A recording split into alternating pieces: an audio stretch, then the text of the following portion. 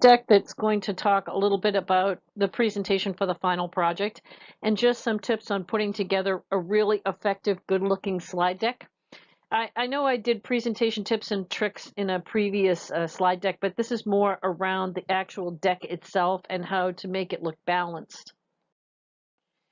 Remember that you have a purpose to your slide deck, and whatever that purpose is, you have to ensure that by the time you get to the end of the deck, you have responded to that purpose. Now, the purpose of the slide deck that you're doing it is to inform, but it is also to provide us with persuasion about whether or not that particular social media platform would be right for business, and if in fact it is right for business, which business is it right for?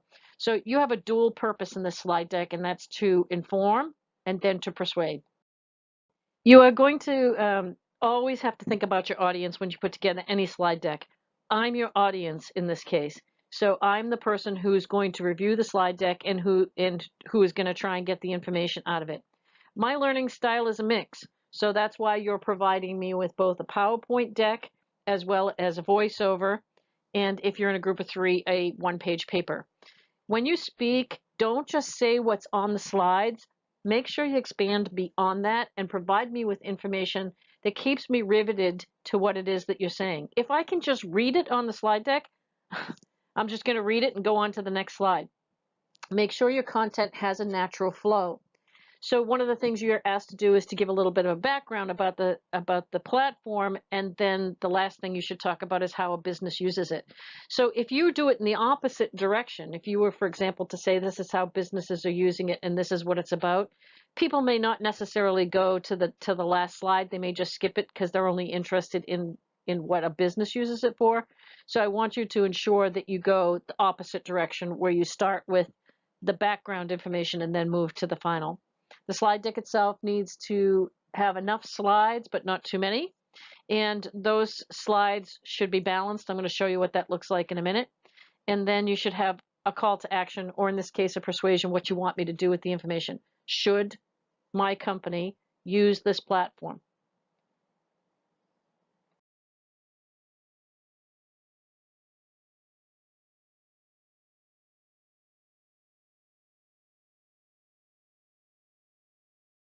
You can help your audience by ensuring that you speak up.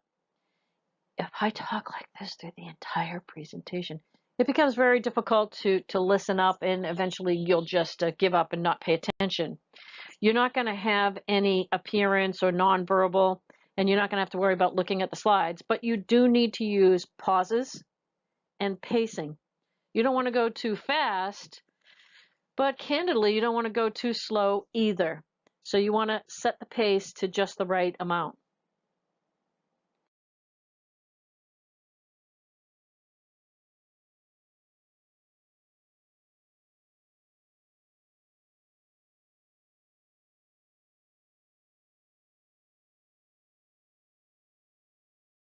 This slide shows what we call a writing mechanic. Now, a writing mechanic is just a different way to organize the information in a way that is visual and allows for fast recall of the information.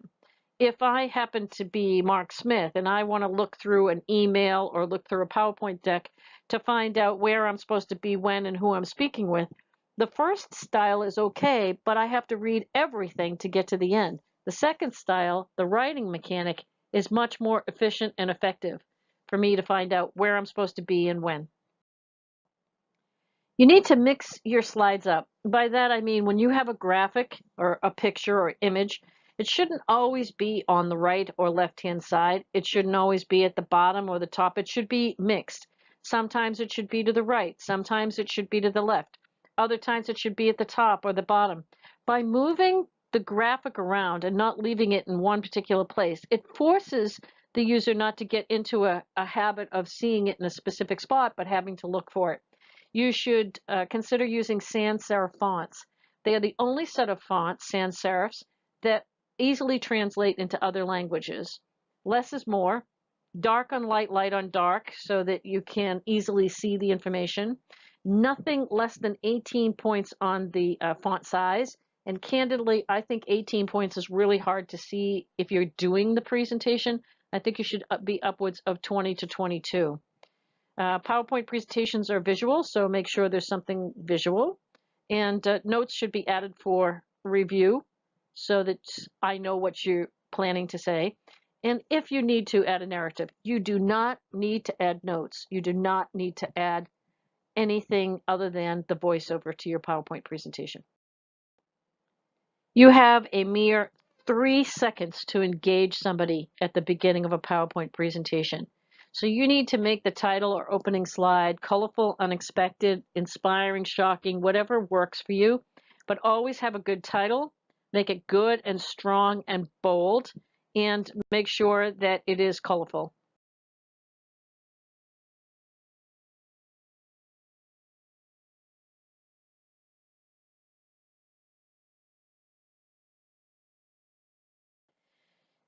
Okay, when you do a presentation, any presentation, not just for this presentation, you need to tell me why I should care about it. What does this topic, what does the information that you're about to give me, how can I use it? Why should I listen to it? Reader benefits, but in this case, listener benefits, are very important whether you're writing, you're speaking, or you're doing a presentation. It really doesn't matter. This isn't about you, it's about your audience and about the message you want to get to them. I think you should memorize the opening because I think it's critical to be able to at least feel confident and comfortable to get through the very first set of slides. And then tell a story, connect it, use examples. These work very well, and that goes for the social media platform presentation as well. Use some type of a story or example. This is the type of slide I see a lot with writing and a picture, but this is not a balanced looking slide. This slide doesn't have any kind of consistency in its spacing, in its wording, in the picture size. And so the next slide is the exact same information, only I moved it around and balanced the slide. And this is what you need to do for a good PowerPoint presentation, is balance your slides.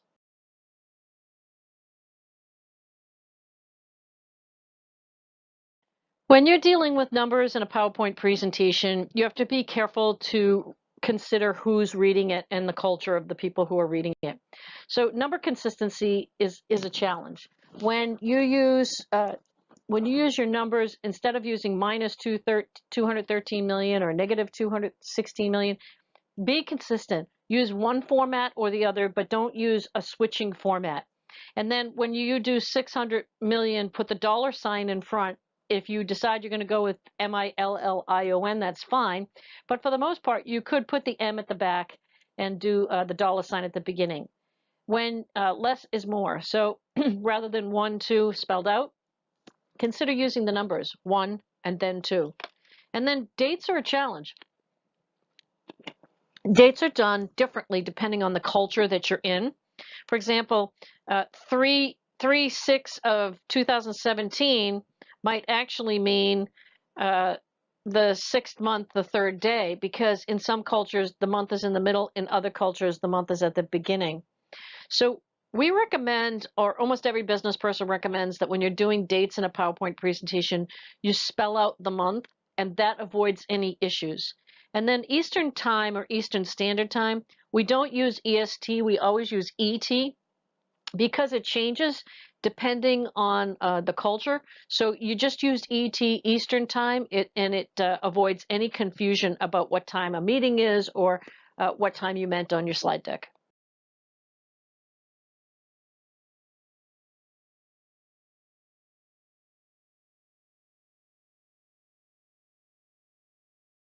So now you have an opportunity to try it.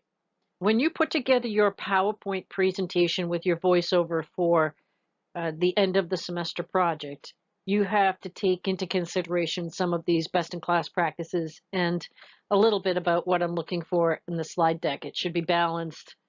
You shouldn't go more than 6 by 6, 6 words, six lines per slide. And if you decide that 2 of you are going to do the voiceover, make sure that you transition really well.